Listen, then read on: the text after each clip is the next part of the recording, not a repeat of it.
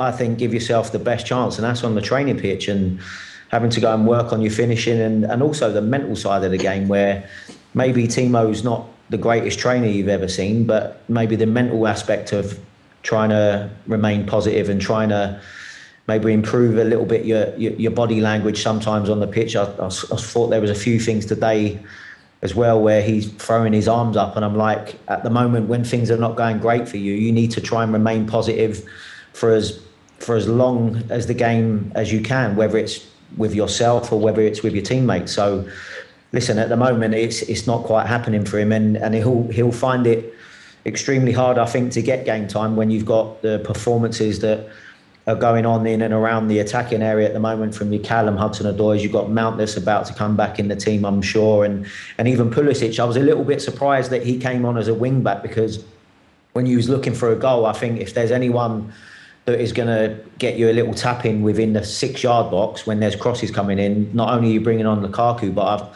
I felt Pulisic could maybe have been one of those that could have been closer towards the goal rather than used as a wing back. But listen, they've got so many attacking options, and obviously the manager knows best at the moment, and he felt that was the best way to go to try and get the result. And like he said, they dominated from the first to the last minute.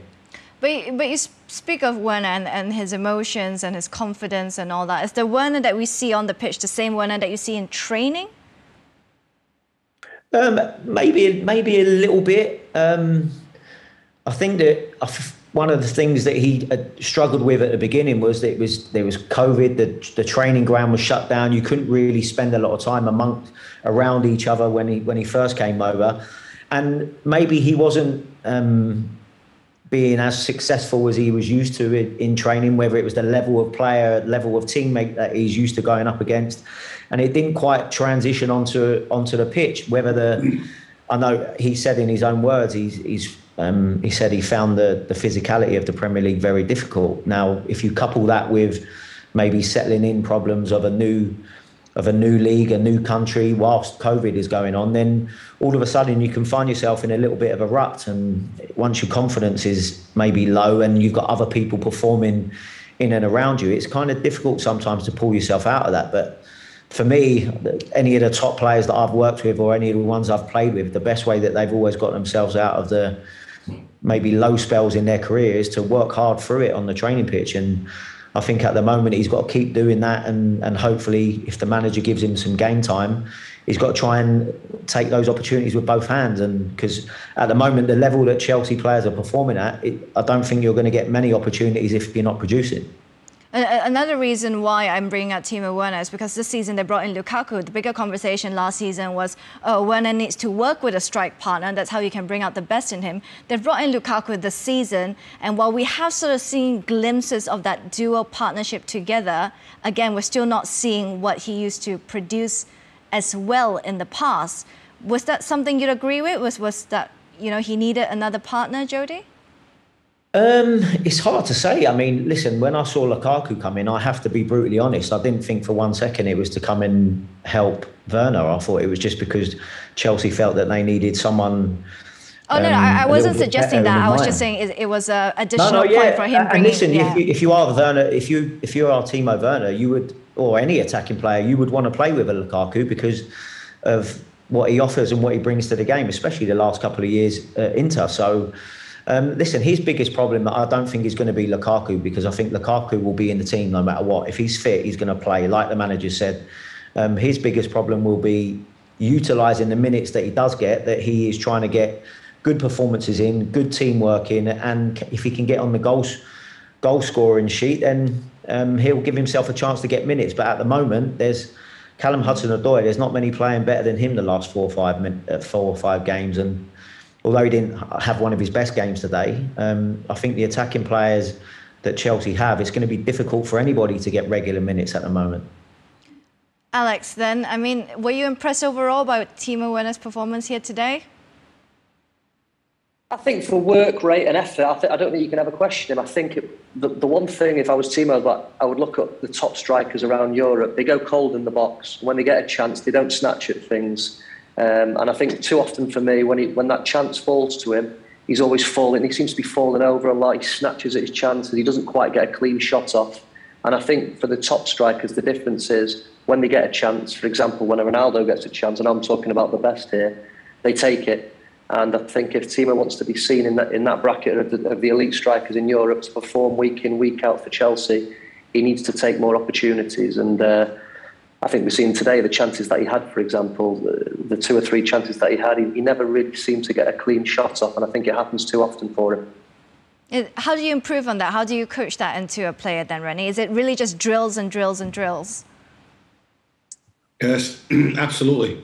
I mean, Jody hinted at it, it's on the training pitch, and I'm sure that if Jody and Frank look back to the spell at Chelsea, and I'm sure they had 100% the right intent and intention to play the right way with Chelsea, but at the end of the day, it's the players that have to perform and especially put the ball in the back of the net.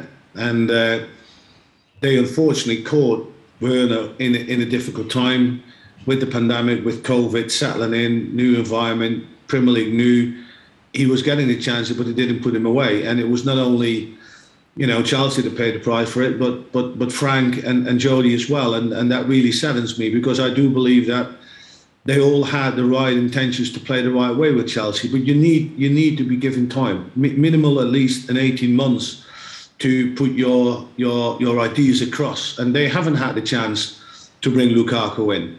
Tuchel has maximised and taken advantage of it. It's fantastic.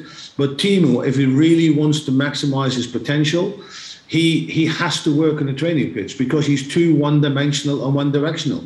He's very easy to defend. If you analyse that player, you know what his movements are, you know where he pops up in the box. But if he gets into a 1v1, there's no danger whatsoever. Just push him to one side, and he will give the ball back to you. And being a modern striker in a modern day and age, you need more than that. You need more than that. And especially at this top level with Chelsea, Liverpool, Manchester City, Manchester United, it is fine margins, and they have to put them in the back of the net. And that's the difference. Is he one-dimensional, Jody? Is that how you see him also? I absolutely understand what Rennie's saying. You would like more from him. You'd like more, probably a little bit more of a rounded game as well, depending on if he was playing in a 9. You'd want a little bit more from him with his back to goal. You'd want him to show a little bit more physicality by putting his body in front of things. If you're out wide, can he come in and create chances for other people with in tighter areas? When you play for the top teams, 80% of your games, everyone's conceding possession and all dropping off. That's a lot different to what he was used to in Leipzig, where there was gaping holes, or he didn't really have to do as much off the ball. And then all of a sudden, when they're winning the ball back, there's all sorts of room for him to run into, which when you're as quick as he is, it's extremely easy to exploit. But you won't get that as much, not in this Premier League, and you won't get it as much when you're playing for the top teams that are in control of a lot of games. Yes, he will always get chances because he's playing for Chelsea. You see today, I think they had 22 shots or something against the Man United team. It's with 15 corners. But if you want to be staying in a Chelsea when they're performing at the level that they're performing at the moment, you'll have to do more. Michelle, sorry to budge in here. What I tried to say with one-dimensional and one-directional is, I mean, he's got great assets. He's quick, he's direct, he can pop in good positions. But he has no change of direction. He's got no, any unpredictability in his game. Like Jody said, if he'd been played, for instance, with a back to goal, can he ever turn and change the angle quickly to beat not only the defender he's got in front of him, but all the other ones there? When he runs down the line, can he come back with a little Cruyff turn to change the angle of attack and then link up and go again? That's what I mean in terms of being the one dimension. If he adds a trick or a few skills to his game, he would be far more effective, not for himself, but for the team as well, more unpredictable and harder to defend.